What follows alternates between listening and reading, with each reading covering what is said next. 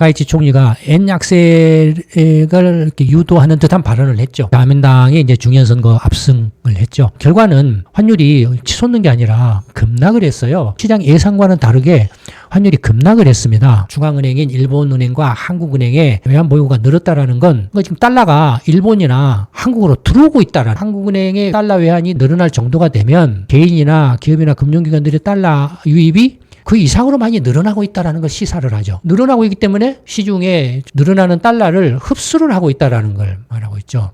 주가가 단기간에 폭등을 한 게 뒤집어 놓고 말하면은 한국과 일본 주식시장에 어마어마한 자금이 유입됐다라는 거잖아요. 그럼 그 자금이 유입된 게 어디서 유입됐느냐라는 거죠. 미국 주식에 투자했던 사람들이 미국 주식 팔고 달러 들고 이렇게 일본과 한국으로 들어와서 그걸 지금 이제 엔이나 원으로 바꿔가지고 주식을 샀기 때문에 폭등을 했다라는 게 설득력이 있고, 지금 뭔가 터닝 포인트, 전환점을 지금 돌아서고 있는, 엔화 약세, 원화 약세에서 엔화 강세, 원화 강세로 전환되는 그 반환점을 지금 돌고 있는 상태에 있다라고 보여진다라는 거예요. 전체적으로 종합을 해보면 올 6월 이후에는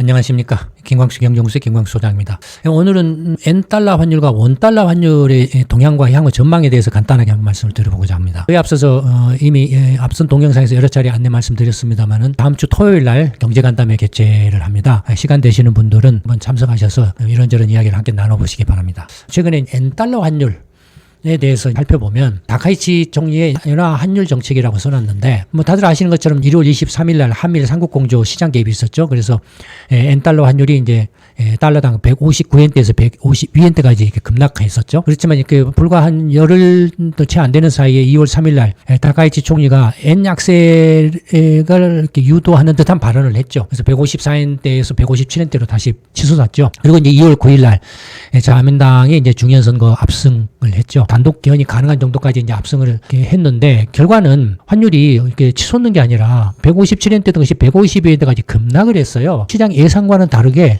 환율이 급락을 했습니다. 이 급락을 한 이유를 한번 살펴보려고 합니다. 다카이치 총리는 아까 방금 전에도 말씀드렸던 것처럼 일본 경제의 경쟁력 회복을 위해서는, 일본 산업의 경쟁력을 회복하기 위해서 일본 기업들이 수출을 많이 늘려야 되고, 수출을 늘리려면은 가격 경쟁력이 있어야 되고, 가격 경쟁력을 높이려면은 엔화 약세가 바람직하다, 이런 식의 단순 논리예요. 지금 이제 현재 모양새로는 그 157엔대에서 152엔대로 지금 이제 엔화가 강세로 반전이 됐는데, 의외로 단기적으로는 한 150엔 정도까지도 떨어질 수도 있다. 그러나 140엔대로 떨어지는 것은 다카이치 총리가 아마 조금 불편해할 거다라는 식의 이제 일본의 어떤 그 전문기관이나 이코노미스트들의 어떤 그 견해인 것 같아요. 150엔 정도가 지금 단기적으로 저항선이 될 거다. 그래서 140엔대로는 떨어지지 않을 거다라는 식의 이야기인 것 같아요. 문제는 뭐냐면은 왜 자민당이 압승을 했고 다카이치 총리가 엔 약세를 선호하는데 왜 실제로 엔화는 반대로 얘는 강세가 됐느냐, 약세가 안 되고 강세가 되었느냐라는 거죠. 이제 보시면 이렇게 1월 23일 날 이제 그 한미일 삼국 공조 에 의해서 이제 엔화가 급락을 했다가 후에 조금씩 다시 반등을 하다가 다카이치 총리가 이제 엔 약세가 바람직하다라는 듯한 말을 해서 다시 이렇게 축 치솟았다가, 그 다음에 이제 그 자민당 선거 압승 결과가 나오면서 오히려 이렇게 이제 이 160엔대를 돌파하는 게 아니냐. 선거 직전에는 어떻게 전망을 했었냐면은 165엔까지도 간다라는 식의 전망들이 많았어요. 자민당이 압승을 할 경우에. 근데 실제로는 150엔까지 툭 떨어졌어요. 당연히 이제 원달러 환율도 이렇게 한미일 공조에 의해서 이렇게 떨어졌다가 1480원까지 갔다가 1440원 떨어졌다가 다시 70원대까지 올랐다가 지금 이제 엔화가 떨어지면서 1440원대까지 지금 이제 이렇게 같이 연동을 하고 있죠. 문제는 뭐냐면 지금 원화나 엔화가 왜 지금 그 자민당 총선 압승 후에 강세를 보이고 있느냐라는 건데요. 외환 보유고 흐름을 보면은 일본의 외환 보유고는 이제 2022년, 23년, 24년 정치하다가 2025년부터 이제 다시 반등하기 시작해서 최근에 들어서 이렇게 조금 푹 늘어났어요. 그 다음에 한국도 외환 보유고가 2025년에 쭉 후반까지 감소하다가 2025년 말부터 반등을 했어요. 외환 보유고가 반등을 한 건 뭘 말합니까? 이렇게 시장 개입을 했음에도 불구하고 중앙은행인 일본은행과 한국은행의 외환 보유고가 늘었다라는 건 지금 달러가 일본이나 한국으로 들어오고 있다라는 걸 시사를 하죠. 예. 일본 정부나 한국은행의 달러 외환이 늘어날 정도가 되면 일본의 개인이나 기업이나 금융기관들의 달러, 마찬가지로 한국의 개인이나 기업이나 금융기관들의 달러 유입이 그 이상으로 많이 늘어나고 있다는 걸 시사를 하죠. 늘어나고 있기 때문에 지금 그걸 흡수를 하고 있는 거예요. 일본 정부나 한국은행이 시중에 늘어나는 달러를 흡수를 하고 있다는 걸 말하고 있죠.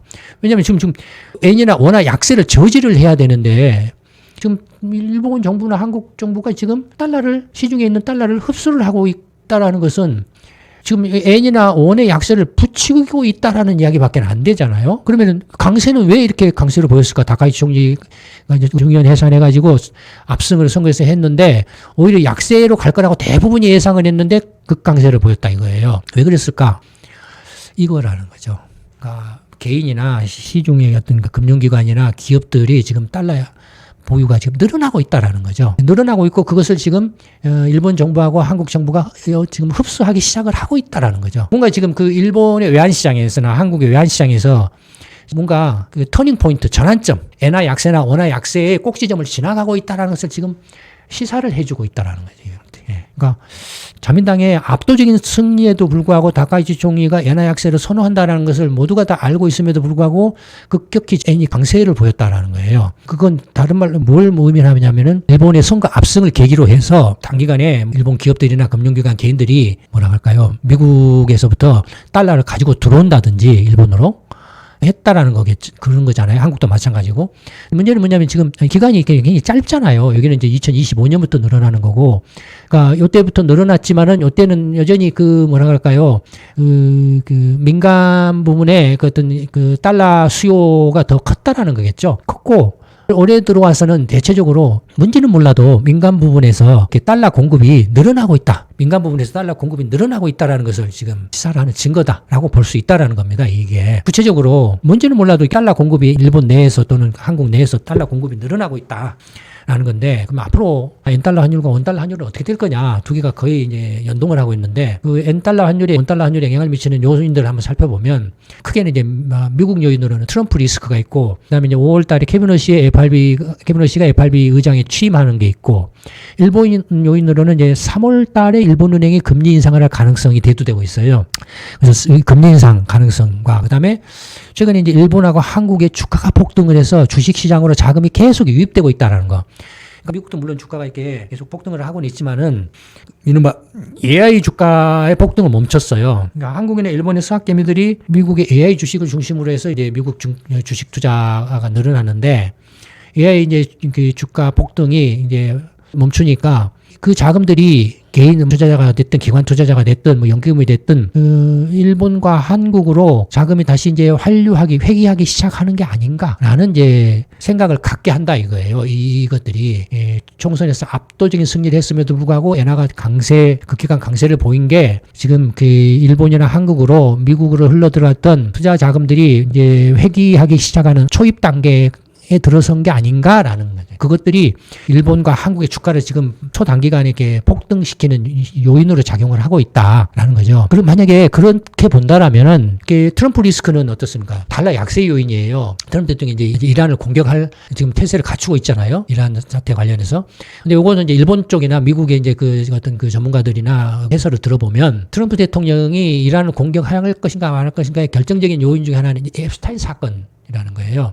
앱스타인 사건이 이렇게 표면화돼서 계속 지금 문제가 되고 있잖아요. 계속 확산되고 있잖아요. 앱스타인 사건이 유럽으로까지 번지고 뭐 골드만삭스 미국 이제 투자은행까지도 막 번지고 있잖아요. 근데 이게 또 미국 상무장관도 지금 앱스타인 사건 걸려가지고 지금 이제 사임 한 해 만에 뭐 지금 말 나오고 있잖아요. 그러니까 이것이 이제 트럼프 대통령으로까지 비화가 되면 될 것 같은 느낌이 들면 트럼프 대통령이 이란을 공격할 거라는 거예요. 그걸로서 이제 앱스타인 사건에 이제 덮으려고 한다든지 시간 끌기를 한다라는 거예요. 그러니까 요 앱스타인 사건이 굉장히 중요하다라는 거죠. 이란 공격과 관련해서 트럼프 대통령의 어떤 의사결정에 있어서 중요하다라는 거예요. 근데 어쨌든 간에 이란을 공격할 때는 일시적인 달러 강세 요인, 일시적인 엔화 약세 요인이 될 거다. 하지만 트럼프 리스크는 앞으로 지금 3년 남았죠. 트럼프 대통령 임기가. 올 이제 11월 총선까지, 중간선거까지 보면은 좀 트럼프 대통령 지지율이 지금 굉장히 낮지 않습니까? 그리고 지방선거에서 연전연패하고 있잖아요. 그것도 압도적인 표차로 이렇게 연패를 하고 있잖아요. 그래서 이제 트럼프 대통령의 어떤 국정의 혼란이 심화되면은 달러 약세 요인이라는 거죠.